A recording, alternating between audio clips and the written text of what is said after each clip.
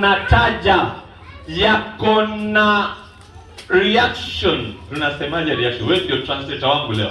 Reaction ina affect watu ambao wako karibu na sisi, iko na matokeo. Vile tumeiongelea inaweza kuwa na matokeo. Unaweza kuwa unaita mtoto jina na huyo mtoto akabaki na hiyo jina, na hiyo jina ikafanya tabia yake ikawa hivyo. Basi kama mjui, tuende mbio. Hata biashara yako, ukifungua biashara, ile jina umepatia hiyo biashara, ndivyo itakuwa. Mungu akatembelea Abraham, akaona hiyo jina haina uzao. Hiyo jina sio ya baba, haina uzao, hawezi zaa mtoto.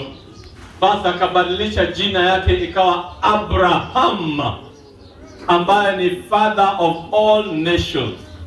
Jina Jacob ikawa ni mtu ambaye anadanganya watu, mtu ambaye ni conman. Akarasol na Mungu, akasema malaika wa Mungu ambariki kabla hajaenda. Basi asubuhi ilipofika, Mungu akampatia baraka kupitia malaika. Akasema kutoka leo utaitwa nani? Israel, meaning mbarikiwa, meaning the anointed one, meaning mwenye hawezi shindwa. Ndio maana Israel haishindwi. Hata kwa vita ya juzi ya Hamas walichapa kweli kweli. Praise the Lord. Umeanza mtoto wako jina gani? Juzi ninapohubiri hapa,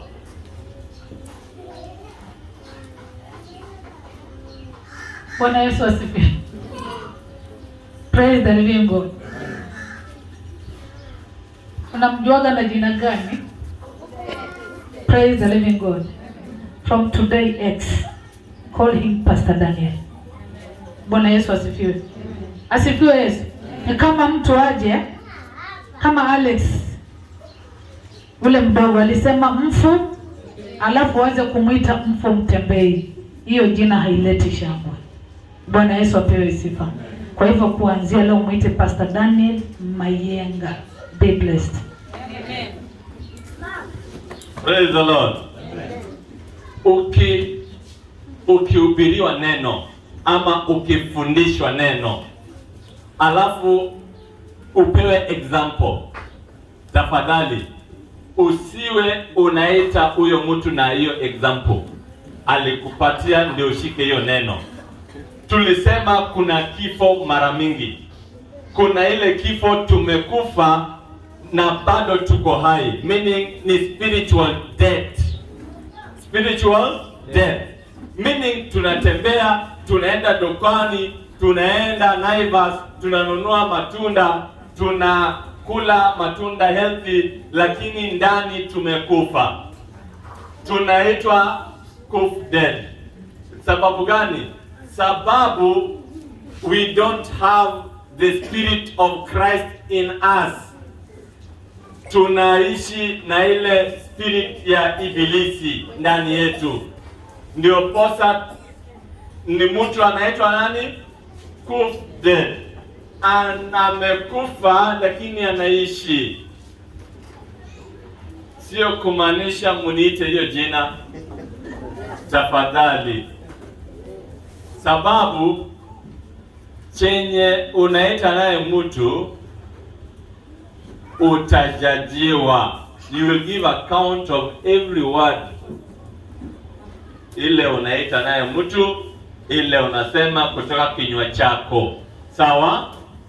Haya, tuendelee. Mimi jina langu Daniel. Inamaanisha nini? God is my judge. Sawa?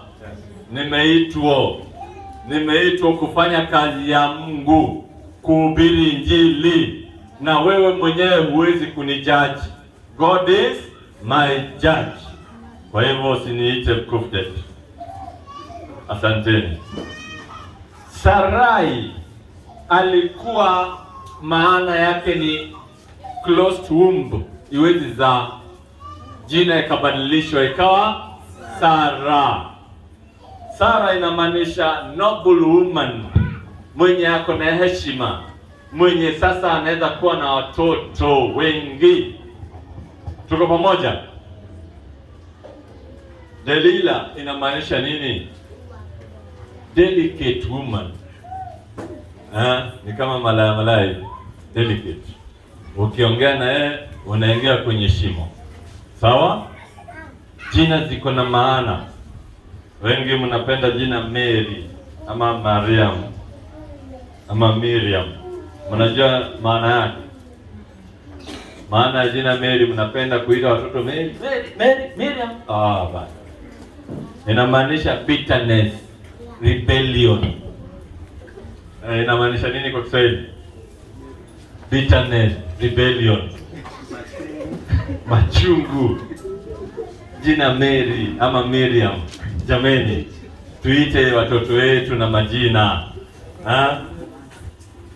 Mtoto wangu moja anaitwa Kampriana.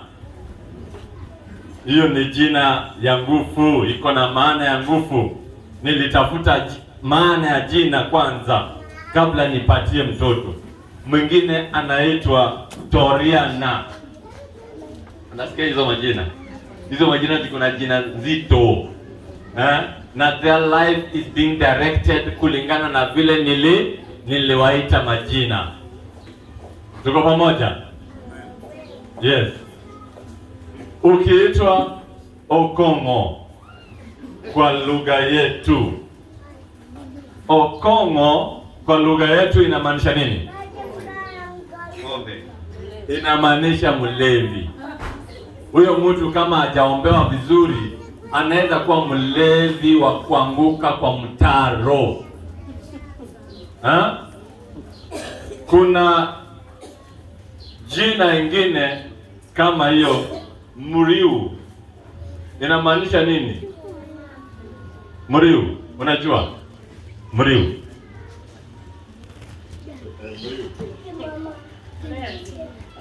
ni mlevi. Muriu ni mlevi. Kuna mtu aliitwa jina Muriu, analewa pombe. Alipokufa alikufa na pombe. Hata autopsy haingefanywa sababu anajulikana ni mlevi kama jina yake.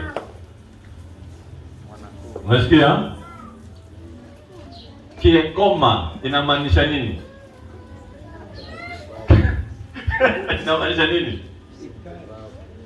Inamaanisha mtu ako na akili mbaya. Kiekoma. Watu wengine walianzisha shule Kiekoma High School.